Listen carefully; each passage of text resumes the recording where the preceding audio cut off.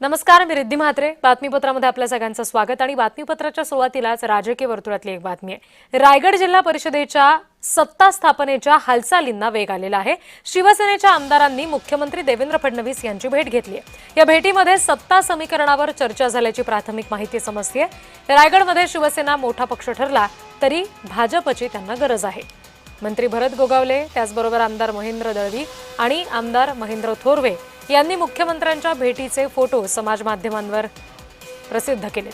रायगडच्या राजकारणात या फोटोंनंतर खळबळ माजली.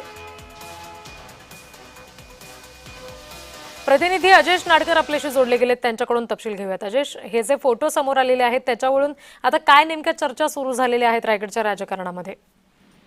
अरे रिद्धी, खरं आहे, रायगड जिल्ह्याच्या जिल्हा परिषदेच्या निवडणुकामध्ये निकाल जो आहे तो जाहीर झाला आणि यामध्ये सर्वाधिक मोठा पक्ष हा शिवसेना जो समोर आला. मात्र कोणत्या एकही पक्षाला जिल्हा परिषदेमध्ये बहुमत स्वतंत्र मिळवताना आले नाही. यामध्ये आपण पाहिला तर निवडणुकीमध्ये उत्तर रायगडमध्ये शिवसेना भाजपाची युती होती, तर दक्षिण रायगडमध्ये राष्ट्रवादी आणि भाजपची युती होती. सुरुवातीलाच राष्ट्रवादी आणि भाजप सत्ता स्थापन करणार असा दावा राष्ट्रवादीकडून करण्यात आला होता आणि त्यानंतर आज आपण पाहिलात तर मुख्यमंत्री देवेंद्र फडणवीस यांची मंत्री भरत गोगावले असतील, महेंद्र दळवी असतील आणि महेंद्र थोरवे असतील, या रायगडच्या तिन्ही आमदारांनी जी आहे ती भेट घेतलेली आहे आणि त्यामुळे भाजपची महत्वाची भूमिका या जिल्हा परिषदेमध्ये असणार आहे.